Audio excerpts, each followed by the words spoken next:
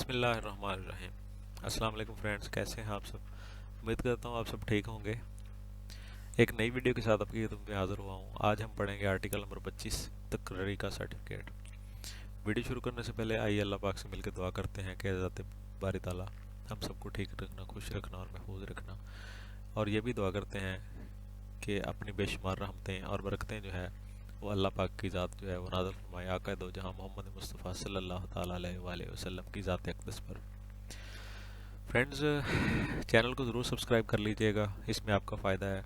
ہماری ٹیم جو ہے وہ بہت کوشش کر رہی ہے کہ آپ کے لیے جو ہے وہ جلدی سے جلدی آپ کا جو کورس ہے وہ کور کیا جائے، کیونکہ یہ ویڈیو جو ہے وہ میں جنوری میں آپ کے لیے اپلوڈ کر رہا ہوں، اور نوٹیفیکیشن ہو گیا ہے، جیسا کہ آپ جانتے ہیں نوٹیفیکیشن ہو چکا ہے کہ ہر سال کے پہلے مہینے کے دوسرے ہفتے میں، یعنی کہ جنوری کے دوسرے ہفتے میں 8 تاریخ کے بعد 15 سے پہلے ایلس کا پیپر ہوا کرے گا، اور ہر سال کے دوسرے مہینے کے یعنی کہ فروری کے دوسرے ہفتے میں 8 تاریخ کے بعد اور 15 تاریخ سے پہلے پہلے یعنی کہ فروری میں B1 کا پیپر ہوگا۔ تو اس کے علاوہ لوور انٹر پر تو چلتی رہتی ہے، تو اس لیے آپ سے گزارش ہے کہ آپ ویڈیوز کو زیادہ سے زیادہ دیکھیں۔ چینل کے نام پہ کلک کریں، اگر آپ ویڈیو دیکھ رہے ہیں اس ٹائم تو چینل کا نام آ رہا ہوگا police laws for promotion, video کے نیچے دیکھیں تو آپ اس نام کے اوپر کلک کریں، آپ کو اوپر شو ہو جائے گا پلے لسٹ، ٹھیک ہے؟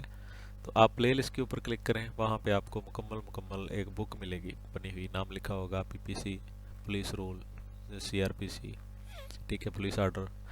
تو یہ ساری آپ پوری کی پوری بک اگر آپ دیکھنا چاہتے ہیں تو آپ کسی ایک ویڈیو پہ کلک کریں، کسی ایک بک کے اوپر کلک کریں، پوری پلے لسٹ چل پڑے گی، آپ کو بار بار ویڈیو ڈھونڈنے کی ضرورت نہیں پڑے گی، ترتیب کے ساتھ چلیں گے سارے آرٹیکل، سارے دفعات جس بک پہ جس کو آپ دیکھنا چاہیں گے۔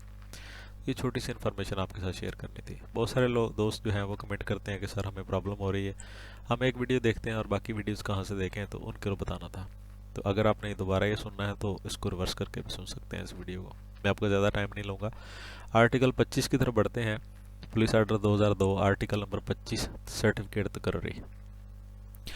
اب اس میں دو پوائنٹس ہیں، میں پچھلی لاسٹ ویڈیوز میں بھی بتا چکا ہوں یہ سارا کچھ، کہ سب سے پہلے آپ نے آرٹیکل کا نام یاد کرنا ہے، آرٹیکل کا نمبر کیا ہے، کون سی بک ہے، اور اس کی ہیڈنگ کیا ہے، اور اس کے اندر پوائنٹس کتنے ہیں۔ یہ مین چیز ہے، اگر آپ یہ چیز کر لیں تو آپ کو 2 نمبر آپ کو ملیں گے ہی ملیں گے، یہ کنفرم ہے۔ ابھی آپ لکھیں پولیس آرڈر 2002 تقرری کا سرٹیفکیٹ، آپ سے پوچھا جائے کہ تقرری کا سرٹیفکیٹ کے متعلق پولیس آرڈر 2002 کیا کہتا ہے، یہ سوال آ جاتا ہے۔ تو آپ نے لکھنا ہے پولیس آرڈر 2002 تقرری کا سرٹیفکیٹ آرٹیکل نمبر 25، اس کے 2 ضمن ہیں، نمبر 1 اور نمبر 2۔ نمبر 1 کیا ہے اور نمبر 2 کیا ہے، اس میں اگر آپ چھوٹی سی بھی ہیڈنگ یاد کر لیں تو آپ کو چھوٹی سی ایک ہیڈنگ بنا لیا کریں، ایک ہنٹ بنا لیا کریں، تاکہ آپ کو پورا فکرہ جو ہے اس ہنٹ کے اندر آپ کا سما جائے۔ جس طرح ہم سادہ زبان میں اس کو سرخی بولتے ہیں، تو آپ سرخیاں بنا لیا کریں۔ تو ابھی ہم اس کو ریڈ کرتے ہیں، پھر ہم اس کو ڈسکس بھی کریں گے کہ ان پوائنٹس کی کیا سرخیاں بن سکتی ہیں۔ جونیئر رتبے کے افسران، نمبر 1 پہ، جونیئر رتبے کے افسران تقرر کے وقت شیڈول سوم میں دی گئی عبارت کے مطابق سرٹیفکیٹ پر صوبائی پولیس افسر یا کیپٹل سٹی پولیس افسر یا سٹی پولیس افسر کی مہر ہوگی۔ تو سیکنڈ پہ ہے تقرر کا سرٹیفکیٹ اس وقت کل عدم یا ختم ہو جائے گا جب مذکورہ پولیس افسر کا تعلق محکمہ سے ختم ہو جائے گا۔ بالکل سمپل سا ہے۔ آرٹیکل 25 میں تقرر سرٹیفکیٹ کا اصل میں مین چیز جو ہے یہ نہیں ہے کہ سرٹیفکیٹ کون دے گا، کہاں سے آئے گا، کیسے ہوگا، اس میں کیا لکھا ہوگا۔ اس میں صرف سرٹیفکیٹ کا نمونہ بتایا انہوں نے کہ سرٹیفکیٹ کیسا ہوگا۔ تو سرٹیفکیٹ شیڈول سوم میں دی گئی عبارت کے مطابق ہے۔ شیڈول سوم کیا ہے؟ شیڈول سوم یہ ہمارے اس سے ہٹ کے ہے، ہمارے سلیبس سے ہٹ کے ہے۔ اس میں اگر آپ پولیس آرڈر 2002 کھولیں گے تو اس میں آپ کو شیڈول 1، شیڈول اول، شیڈول دوم، شیڈول سوم، شیڈول چارم، شیڈول پنجم، سارے شیڈول ملیں گے، وہاں سے آپ دیکھ سکتے ہیں۔ تو اس میں شیڈول میں کچھ بھی نہیں دیا ہوا، اس میں حاشیے لگائے گئے ہیں اور اس کے اندر ترتیب لکھی گئی ہے، ایک نقشہ بنایا گیا ہے، جس طرح ایک سرٹیفکیٹ آپ بناتے ہیں ایک نقشہ بناتے ہیں، تو اسی طرح کوئی ترتیب لکھی گئی ہے۔ جس طرح آپ نقشہ بنا کے انعام کے لیے بھیجتے ہیں افسران کے پاس، ٹھیک ہے، اسی طرح بالکل ایسے ہی نقشہ تعریفی سرٹیفکیٹ ہوتا ہے، بالکل ایسے ہی ایک نقشے بنے ہوئے ہیں ان میں لکھا ہوا ہوتا ہے، ٹھیک ہے۔ تو یہ شیڈول سوم ہے۔ तो शेड्यूल सोम में के अंदर जो भारत लिखी गई है, जो भारत लिखी गई है, उस भारत के मुताबिक ये सर्टिफिकेट बना होगा। और उसके ऊपर मोहर किसकी होगी? पीपीओ की हो सकती है, सूबाई पुलिस ऑफिसर की, सीसीपीओ की हो सकती है, या सीपीओ की हो सकती है। ये 3 जगह पे उसकी मोहर हो सकती है, 3 लोगों की। तो इसमें होंगे कौन? जूनियर रुतबे के। ठीक है, जूनियर रुतबे के लोग होंगे। जूनियर रुतबे में कौन कौन से आते हैं? कांस्टेबल होता है, हेड कांस्टेबल होता है, एएसआई होता है, सब इंस्पेक्टर होता है और इंस्पेक्टर होता है। ये सारे जूनियर रुतबे में होते हैं। जूनियर रुतबे के अफसरान जब उनकी तकर्री होती है, उनकी भर्ती होती है, तो उनको क्या किया जाता है?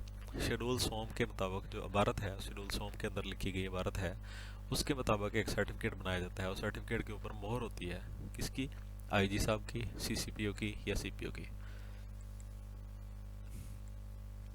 ठीक, उसके बाद कहने का मकसद ये है कि या तो आईजी रैंक का बंदा उसको भर्ती कर सकता है, करेगा, या सीसीपीओ रैंक का भर्ती कर सकता है। या मतलब सीसीपीओ से मुराद जो है वो एडिशनल आईजी है, और इसी तरह सीपीओ से मुराद जो है वो डीआईजी है। आपने देखा होगा जब भी कांस्टेबलान की भर्ती होती है तो एक डीआईजी रैंक का बंदा जो होता है वो टीम के अंदर शामिल होता है, जो कि चेयरमैन रिक्रूटमेंट बोर्ड होता है, वो इसी वजह से होता है। ठीक है, बाकी एक डीपीओ साहब होते हैं, एक साथ और एसपी होता है या एसएसपी होता है, लेकिन एक जो होता है वो डीआईजी होता है ओवरऑल। वो इसी वजह से होता है क्योंकि इस जो पुलिस आर्डर 2002 के आर्टिकल 25 जो है, वो जब भर्ती करते हैं, मेन जो लिस्ट बनती है जो रिकॉर्ड में रखी जाती है, तो उसके ऊपर जो है वो डीआईजी साहब के दस्तखत और मोहर लगी होती है।